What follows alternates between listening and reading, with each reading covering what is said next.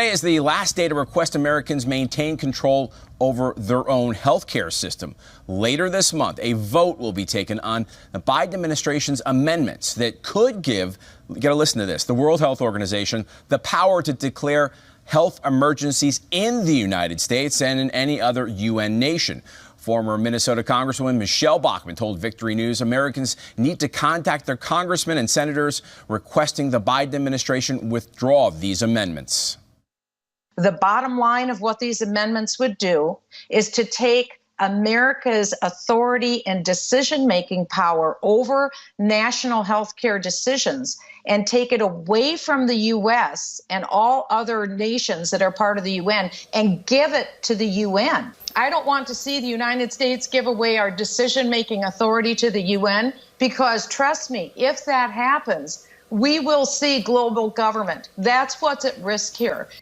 Former U.S. Ambassador to Denmark, Carla Sands, joined Flashpoint with Gene Bailey last night and also sounded the alarm. We do not trust the WHO. We never should. We should never be subjugated to any supernatural national law over our constitutional rights. That's what's happened to so many countries in Europe with the EU imposing their law. And they sue the countries that don't comply, and they punish them financially. We don't want to be part of that. Most people are unaware that the United States delegation to the World Health Assembly has submitted amendments that are going to be voted upon from May 22nd to May 28th. And inside those amendments is legal language that would give away not just American sovereignty, but the sovereignty of 193 other nations for a total of 194 to the World Health Organization. The current law makes it such that each country is sovereign and can tell the WHO to shove it if the WHO is trying to declare what they refer to as a public health emergency of international concern. Currently, the WHO is required to get the agreement of all of the countries around the world. The amendments would change that. It would strip away the sovereignty of every nation on earth, hand that sovereignty over to the WHO, and in effect, you would have one world government. Now, we have less than 4 weeks to spread the word. I've put together all of this information. This is not a conspiracy theory. The documents are on the website because they're on the World Health Organization's website. You just got to look at them. You won't believe what you see, but you can see it. You don't have to take my word for it. Go to don'tyoudare.info. That's not .com. It's don'tyoudare.info to learn how our delegates who are going to the World Health Assembly, in my humble opinion, are either about to commit treason, sedition, or at the very least, administrative malfeasance to give away our sovereignty. If you'd like to know more, stay tuned to this channel. All right, that's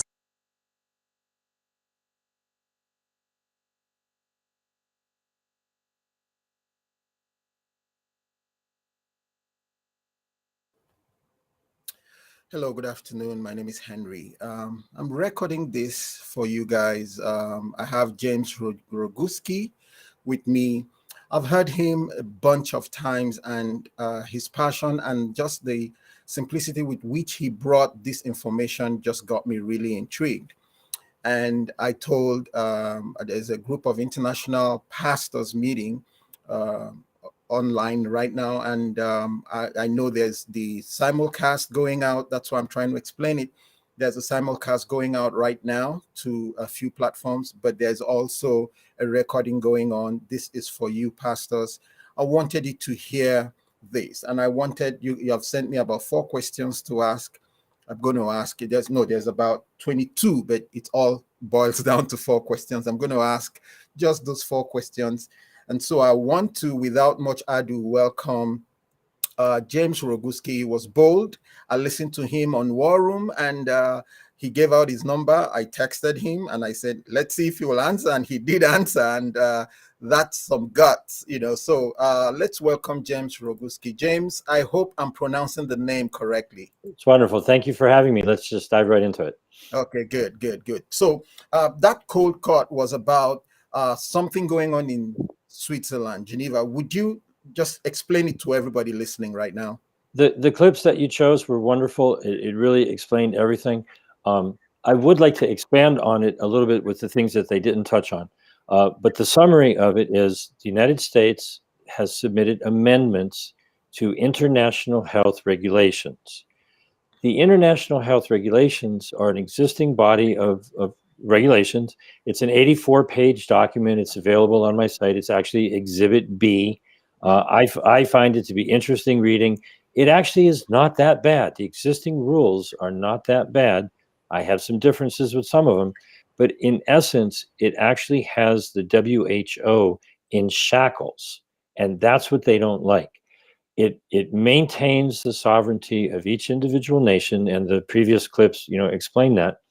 What they want to do with the amendments is they want to unleash the WHO to take over the authority to declare emergencies in any nation that they want, over any objection that that nation might have. And so, you know, essentially, we've had this version of these regulations since 2005, and they're good enough. Let's just leave them alone. We don't need to take all of our authority and give it not just to the WHO, but to one man, Tedros Ghebreyesus, who currently is the Director General of the WHO. He's likely to be coronated with no opposition for his next 5-year term. And this would turn him into the Dictator General of the WHO. Wow. Now, the questions we have about 24 questions, but I'm going to boil them down to 4. I've asked you the first one, but you'll have to send them to me, and I'll take the time to answer them all and put them up on the. I can do that. I can do that. Thank you. I have your email. Now, the other thing was we were planning to go to Switzerland. I told you about that, but there was some. I'm jealous. I'm jealous. Well, in one of your episodes, you had talked about some people who were going to kind of present some things or like a protest. You know, you had talked about them, and we're certainly encouraging everyone to pay Geneva a visit. I hear it's lovely this time of year. Yes. So let's dive into some of the questions from the Christian perspective. The worry Christians have is, how does this ultimately lead to a one world government, so to say? You talk about, is it a total loss of nation sovereignty, or is it a gradual encroachment into that? Could you explain it a little more to people? I think it's the first step. It's kind of like the founding document of the Great Reset. Okay. There's many things in the amendments, and they all serve to confuse people. As I was reading it, a thought came to me, and this is, you know, just the thing that sends a chill down my spine. If you wanted to write a document that would confuse people and deceive people, okay, these types of documents, for all intents and purposes, could be called Satan's Bible, because you read it and you just get confused, right? And so I saw literally, you know, the needle in the haystack, and the important point of it that all of the other words serve to, you know, make you confused about, is that it's a very simple reset of nations decide whether or not they feel that they have an emergency. And currently, under the existing regulations, they can tell the WHO, you know, sorry, go away. And the WHO is not allowed to say a word. They don't like that, meaning the WHO doesn't like that. So the amendments would essentially flip that. It's a reset, okay? And the WHO could tell the nation, well, we don't care what you say. We're going to say there's an emergency. Now, I actually am very optimistic about this, because when people actually look at the information, they realize it. And all I'm doing, if you want to talk about darkness and light, okay, they wanted to keep this in the dark. They wanted to keep it hidden. And all I'm doing is shining light on what they're doing. So, you know, that's the definition of enlightenment versus, you know, darkness. So if you want to be on the forces of darkness, just don't talk about this, right? If you want to shed some light on it, then tell everybody you know. Wow. One of the very intriguing questions we got was the question of, and you've answered it a little bit, but can you throw some light into that? The failure of, and I know we talked and we said we don't want to go into a little bit of things that happened in the past, but the failure that this whole reset thing had was nations were able to cry out, and their elected leaders were responsible to them. But with this reset now, what happens is that countries that all of a sudden realize we don't want this, we want our representatives to speak against it, will be chained because they've signed this kind of a treaty that they've ceded their powers to it. So is that a legit worry for people who feel like that? Hold on. The main point of this is that it's a reset, because the failure of the mandates in the past was because nations revolted. Like some nations just had,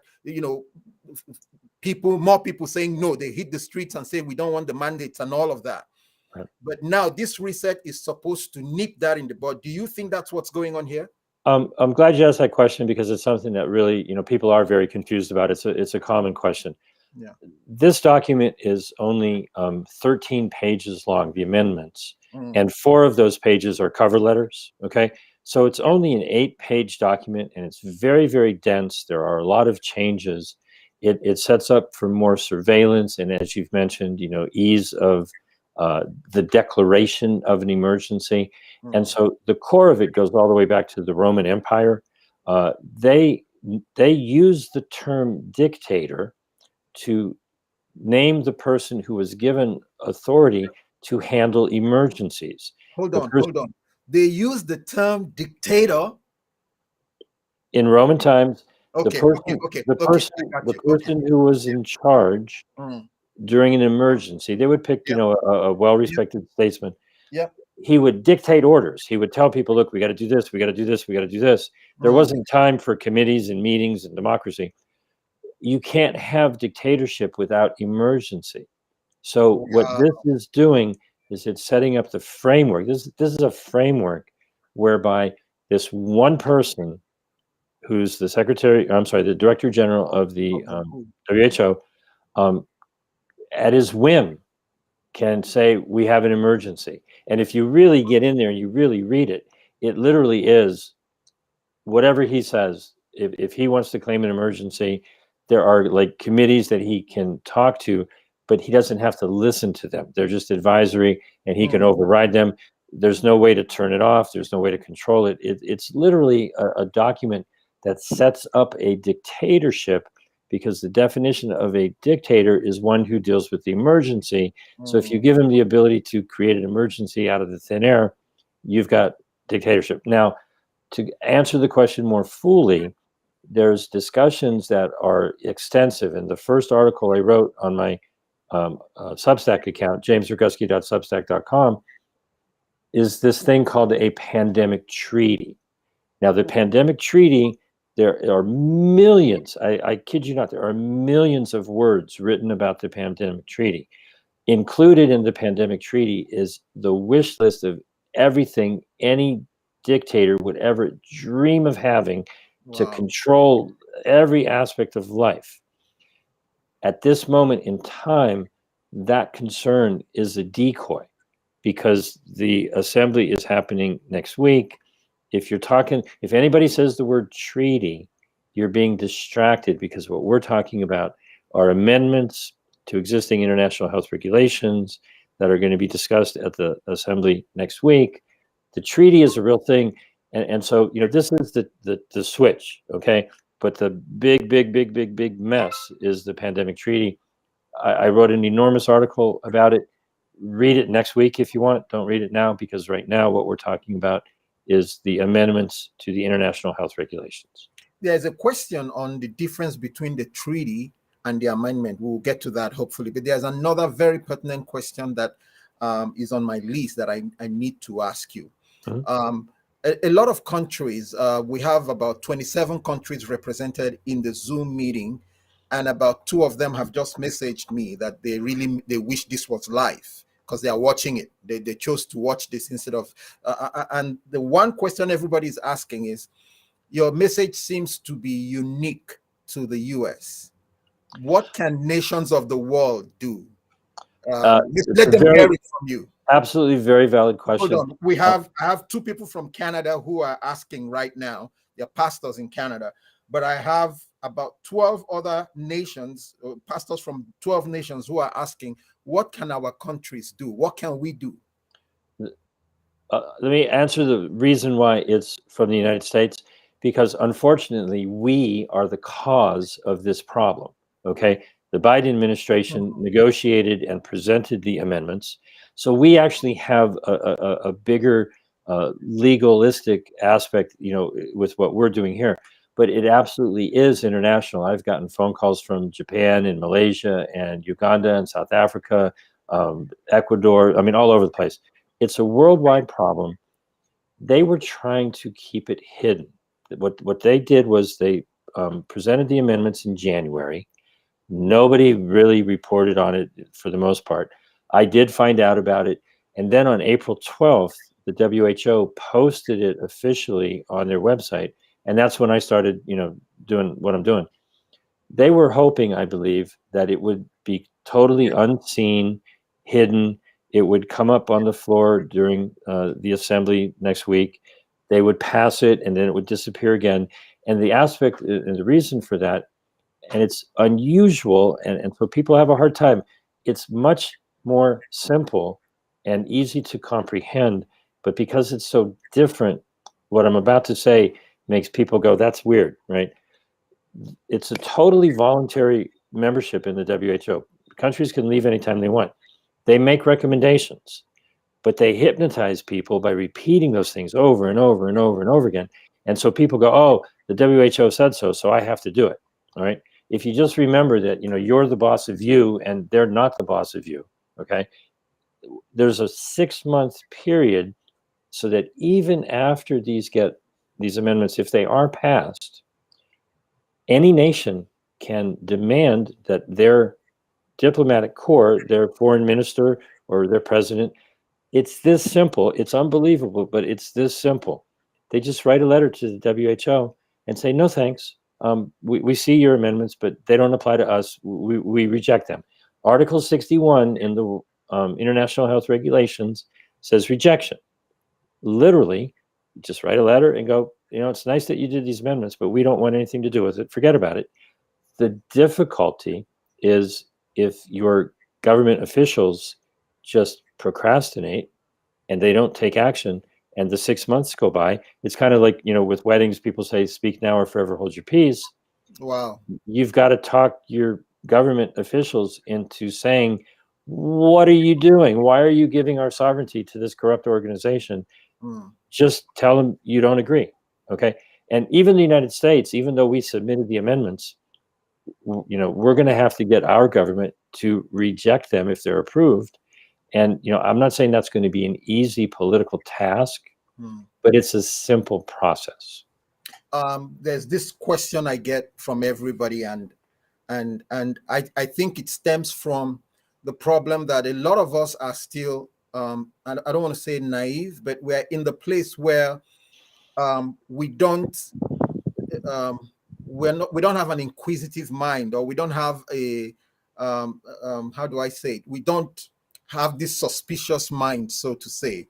And that question is this: why isn't the WHO a good deal for us, so to say? I don't know if that makes sense to you, because, for instance, if you look at the past, I had some videos I wanted to play, but because we talked and you said, let's stay concentrated on this.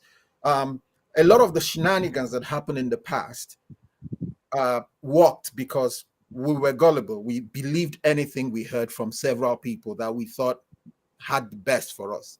If the World Health Organization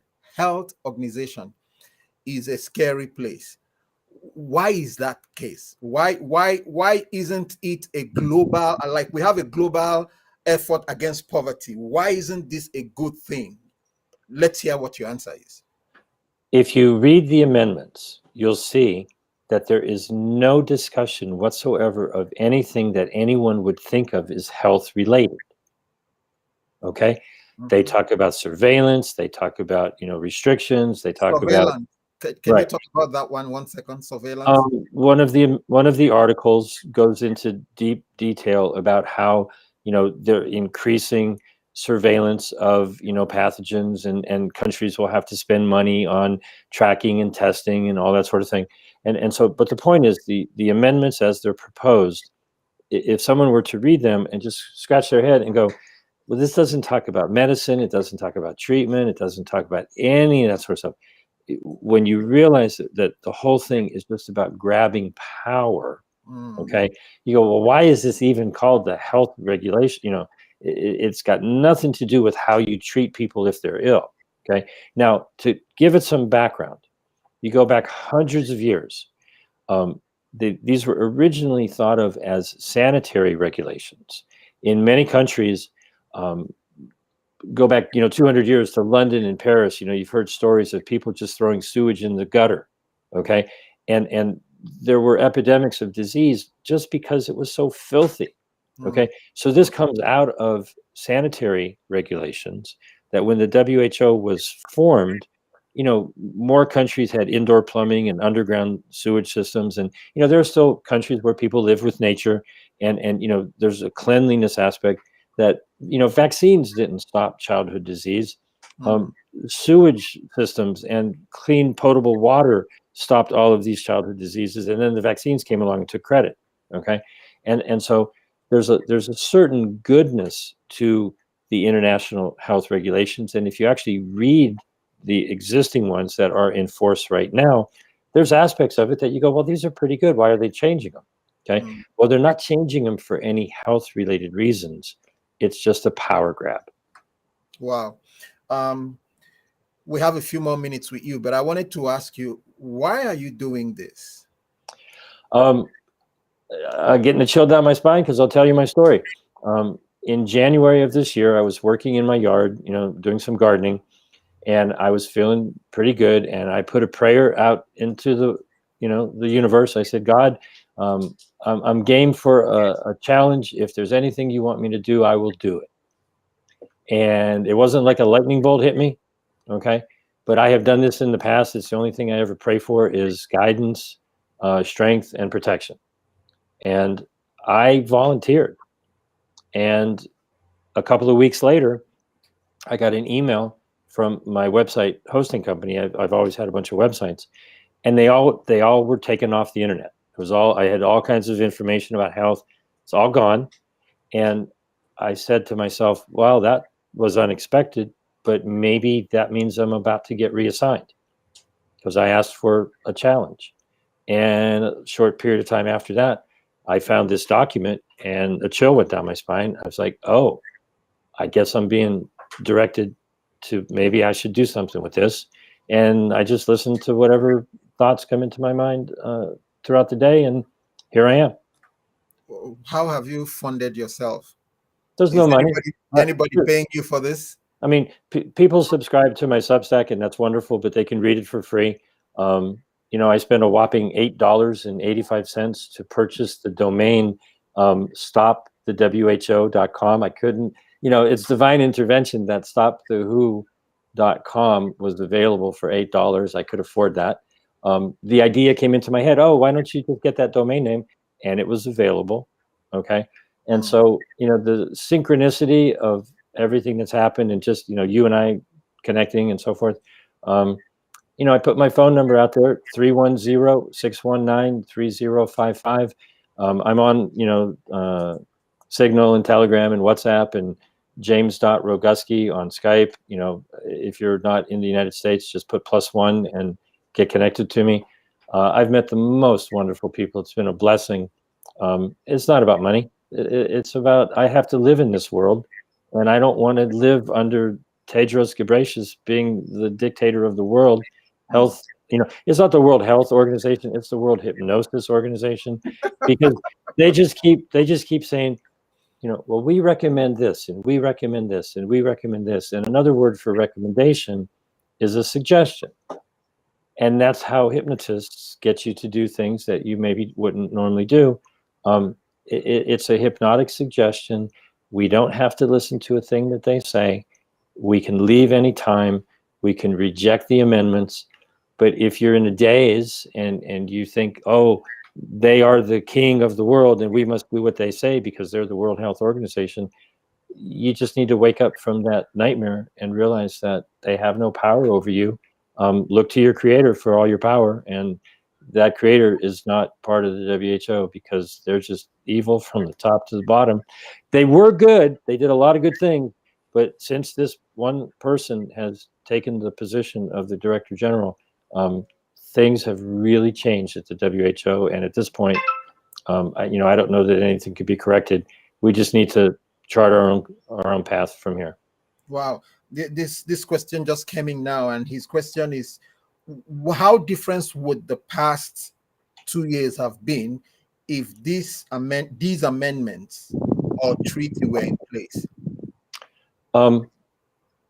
I don't know that it honestly would have been all that much different because everyone is just so hypnotized. What these amendments, I think, are going to do is they're going to offer, if you understand the concept of a red pill or a wake-up call or, the Great Awakening, okay? Yeah.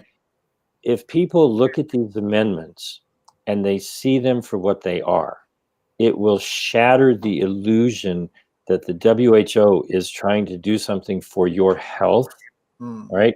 And you realize that they're trying to do something for themselves. And they didn't, really do anything to care for people properly.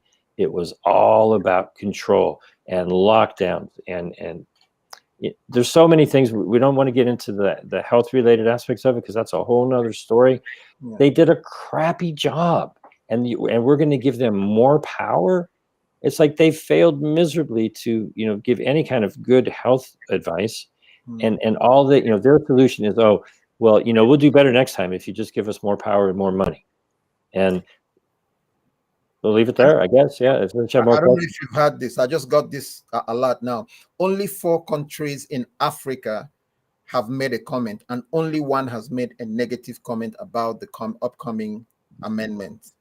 The only negative comment came from Ghana. The other 3 countries are Rwanda, Senegal, and Sierra Leone. It's very, very simple.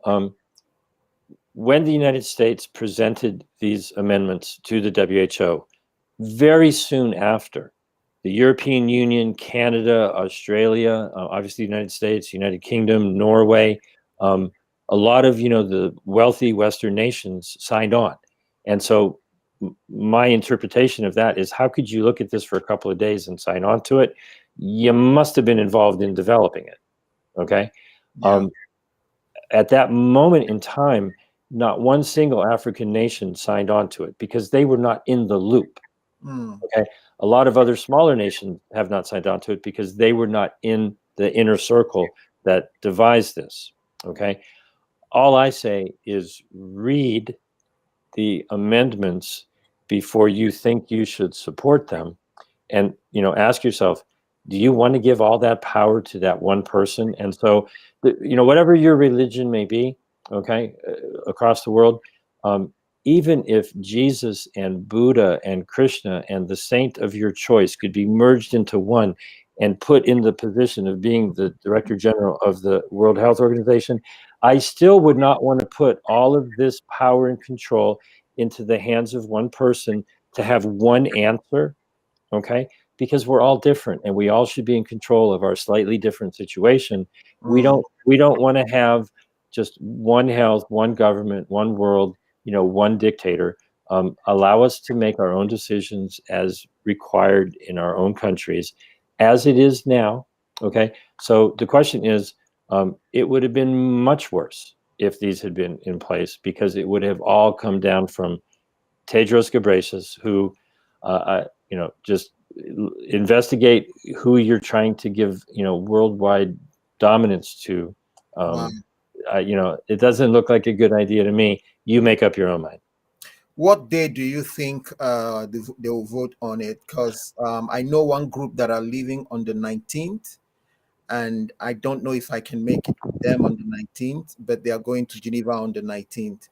But some of them are anticipating, because they don't want to pay to stay too long, so they're anticipating it will be on the 24th that the vote. Do you have any idea? You know, that's as good a guess as any, but I'll give you something else to think about. Okay.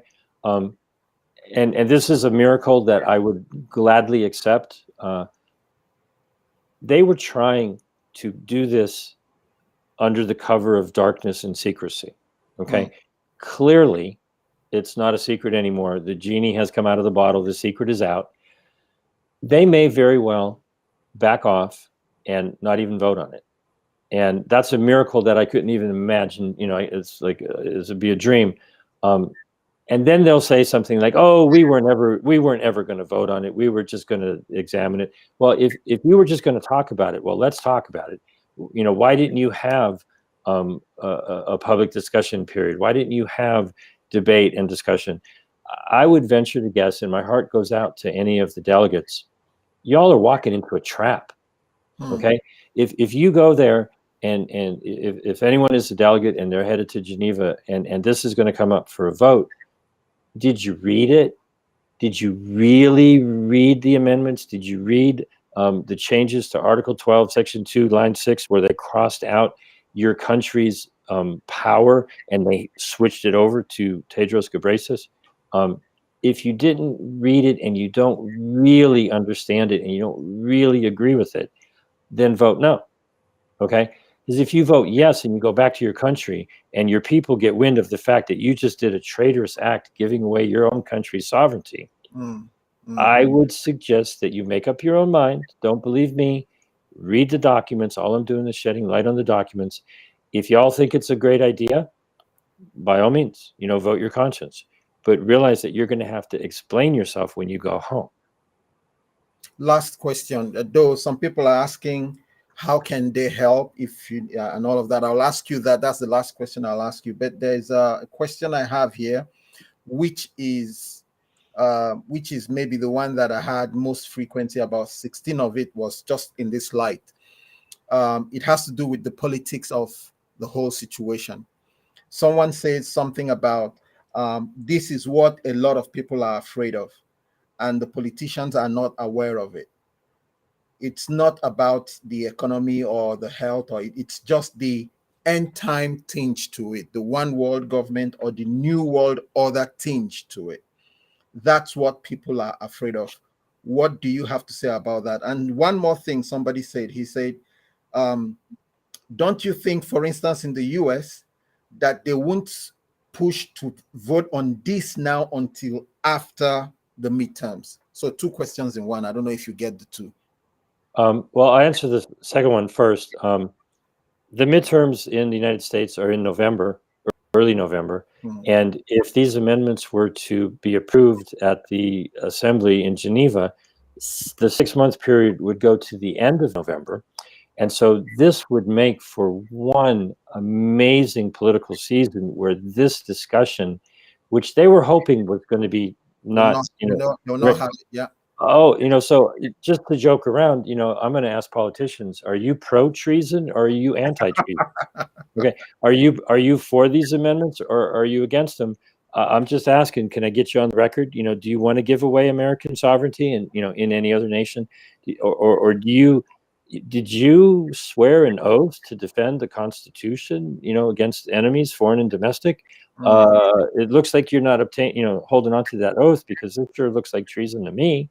So it's going to be a very interesting political season if that's part of the discussion. And I forget what the first part of the question was. Oh, end time. If you are a believer, then you should not be fearful. You should be faithful. Okay? And if you're facing darkness, shine some light on it. It's really simple. Don't be afraid. Have faith. If somebody's trying to hide something, ask yourself, why are they trying to hide it? If you have the opportunity to shed light on it, and shedding light on it might mean learning about it and understanding it and you know, taking the time to go through all the evidence and look at all the information, and then you know, spread the gospel, spread the good news, spread the word, spread the information, spread the truth, spread whatever information you feel is good. Fear is not where you want to be. You want to be in faith and in light and sharing information, spreading the good news that we caught them before they did this. You're getting to report to the people who are watching this evidence of a crime that's about to be committed next week. Now, maybe they back off and they don't even have a vote, and that'd be a miracle, based on the fact that 8 weeks ago, I had no idea. And maybe 8 days ago, most of your audience had no idea. And maybe 8 minutes ago, people didn't have any idea, right? We have been given guidance to expose something before it happened. Their plan, I think, was it would never be exposed until it was all said and done. And, you know, Merry Christmas, here's your one world government. So don't be fearful and say, oh my God, you know, it's been prophesied that there would be an age of deception prior to the end times. Well, if this isn't an age of deception, then I don't know what is. This is it. This is it. So, you know, if we want to identify prophecy, people would be marked. Okay. Now, maybe it didn't work out exactly the way you envisioned it. Okay. But everyone who's been vaccinated certainly has something going on in their system that could be decide. You know, you could say that's some kind of a mark. Certainly, the system of the beast, whereby, you know, you're not allowed to do this and you're not allowed to do that, you're not allowed to do the other thing unless you comply with that beast system. It may not have all manifested exactly the way each person envisioned that would translate into modern times, but you could certainly see some parallels. All right. And so, you know, you're either going to stand up and spread the good word of, you know, we don't have to submit to the evil actions. We can take a stand and stand up for good and freedom. And every person makes their choice. I'm not going to tell anybody what to do. All I know is what I'm doing. And I've met some of the most wonderful people. You know, consider yourself one of them. It's glorious if you live in faith and not fear. If you're afraid, you know, find someone who has strength and ask them to help you. Okay, so just two comments that just came in now. One group says they will have the audience of the president of their country. They are keeping it secret, but can they share your video? Oh, give them my phone number and tell them to give me a call. I'll give them a total briefing and whatever information they might want. Absolutely, everything I have does not belong to me. You are encouraged to copy it, translate it, do whatever you want to do with it. Absolutely. Wow. What are your websites again, please? I have them flashing at the bottom. I don't know if you can see that, but the easy one to remember is stopthewho.com. Don't search for it because the search engines will give you all kinds of whatever, right? Type in http://stopthewho.com, should take you right there. The other one where all the evidence is, it's a play off on, you know, you want to take over control of my life. Don't you dare.info, no apostrophe in the don't, YOU for the U, don't you dare.info. And my Substack is James Roguski, JamesRoguski .substack.com. And my phone number is 310-619-3055. If you're outside the United States, I guess you put a +1. Signal and Telegram and WhatsApp and whatever. Text me, you know, we can do it that way as well. But go to the website, look at the information. It's actually very self-explanatory. Everybody has a question, and I'm happy to answer anybody's questions.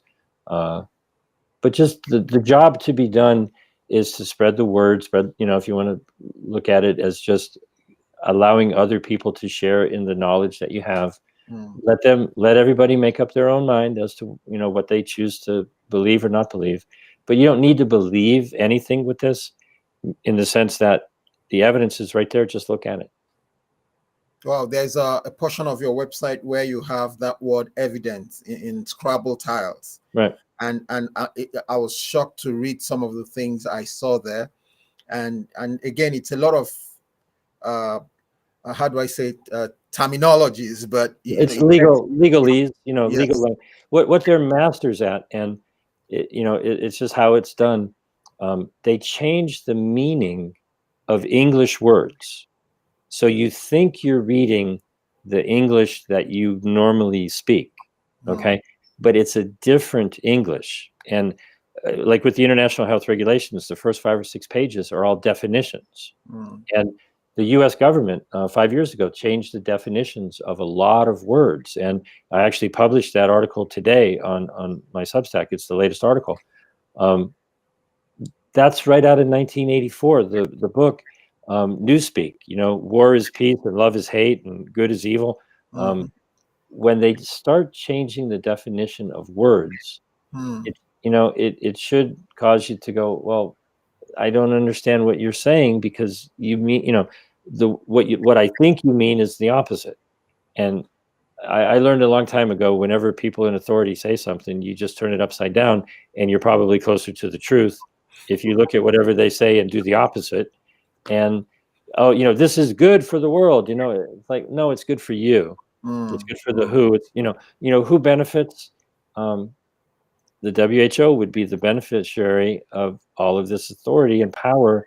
Do we really want to agree to make someone a dictator? The insanity of it is obvious. I can't make people comprehend something. I can only present it to them the best way I can and ask them to look at it. And so far, what I've learned is that when the light bulb goes off in people's heads, when they realize what it is, they actually make a sound. And if you're with somebody who's looking through the information, you'll hear something like, oh, wow. Yeah. No, you know, they'll be like, no way. Right? Like, you're looking at, you know, and I mean, I know what I experienced when I saw it the first time. You're like, oh, you got to be kidding me. Right. Wow. And I knew that I had found that which I had asked for and prayed for. I asked for an assignment to do something good, and here I am. Wow. Wow. One comment said, James, we want you to know we are praying for you, your safety, and that God would meet all your needs. Thank you, pastors, for your prayers. That's just thanking them for praying for you. And I want to thank you especially for doing this. I'll reach out to you on Wednesday. And I know some people want me to get some things across to you. I'll reach out to you on Wednesday, and then I'll alert you to that. Thank you again, James, for doing this. God bless you. Thank you for being flexible. We've done this in plenty of time. I have another interview, but I appreciate your flexibility and that kind of synchronicity. I've been experiencing it in an amazing, beautiful way. You know, wow. the right person calls at the right time, and this, you know, things happen. It's not me. It's bigger than that, and so I'm just glad to be part of it. Thank you kindly. Yeah, the things I've seen you do and the places where God has taken you, this is not ordinary. This is what I would call destiny. You know, manifest destiny. This is God saying, I had this purpose for you. And I just want to speak over you that in any other area of your life where things don't look straight, God would straighten them because of this one service that you have done to humanity. If we have a couple of moments, I'd just like to expand on the story. A couple of weeks ago, it was Easter. Okay. And, you know, I'm dealing with the schedule of the assembly coming on May 22nd and, you know, trying to get the calendar straight in my head. And the day before Easter, I realized that there were 5 weeks from Easter to the 22nd. And I did a little bit of math in my head. 5 times 7 is 35. I said, well, if we went another 5 days, that's almost through the assembly. You know, maybe they're going to vote. On Saturday before Easter, I prayed. I said, Jesus, it'd be really great if you came back tomorrow for just 40 days. Just need you for 40 days. Could you be here with us we could use some help. We had Easter lunch the next day, and we just had my girlfriend, myself, and one friend, and she goes, oh, Jim, I've got to show you this. You know, we're sitting in the patio right next to each other, and she says, I have to text you this thing that she wanted to send me. She sent me an image of a painting made by a 12-year-old girl. She had a vision of Jesus, and the 12-year-old girl painted this beautiful painting of Jesus. And so my friend texted it to me, So on Saturday, I prayed that Jesus would come back on Easter. And the next day, my friend sends me a photograph of a painting of a vision of Jesus. So I've got Jesus on my phone, digital picture of it. And so, my attitude at this point is, look, if you got a problem with me, talk to him. Okay. I'm with him. And here we go. So Amen. Amen. it's an interesting, That's a very powerful story, very touching one too. It wasn't necessarily what I was, imagining my prayer would mean, but I'll take it. It's very wonderful. That's good. Thank you very much, Jim. Thank you so much. I'll be in touch. Have a good day. Thank you so much. Yeah. Bye-bye. Bless you. Well, everybody, it's amazing. I saw Jim talking the other day, and I felt he was saying something that the world needed to hear. And like he said, sorry, Jim, we don't see you. So if you want to go, you can go. Okay. If we stay silent, we might get some things happening that we're not ready for. And I just wanted Jim to come out and say this, and you would hear him. Jim has been featured everywhere. I've seen him everywhere. I've seen him in the War Room. I've seen him on Get. I've seen him in a lot of places, and he has been hammering this. He just picked it up from nowhere and started opening the eyes of the world. Now, the other day I heard that the Senate was bombarded with a lot of calls in the U.S. that they must not do something about this, and that's how one man just wakes up and takes it upon him to do this. For those of you that are watching through Zoom, or that will be watching this video through Zoom, we can do something about it, especially we African countries. I know Ememe said that their Senate has been bribed already, and he said he won't call the country, but their Senate has been bribed, and that they said they are not even going to read the amendments. They are adopting it without reading it. And but we can do something. We can wake up. And James is a good example. Just said, God, give me an assignment for humanity, and that has been it. And he just has spoken with a loud voice from nowhere, and he's not doing it for the money. So those of you that want to help, you ask me for his email and all that. I'll give you his email. I'll give you his phone number. I'll flash it when I do this video for you guys. I'll flash you his number. You can approach him and help him, bless him, tell him thank you in any way. These are the times that tries men's soul, and it takes men who are dead to themselves. It takes men who don't care. And he had a bunch of websites before, and they were all shut down. And he's doing this again for humanity's sake. And I appreciate that, and we all should appreciate it. So thank you, James, wherever you are. And I want to thank everybody for tuning in. And for those of you that will be listening to this on the Vantage Point podcast, please, thank you for tuning in, and send me your comments. I will respond. See you on Wednesday. God bless you. Thank you very much.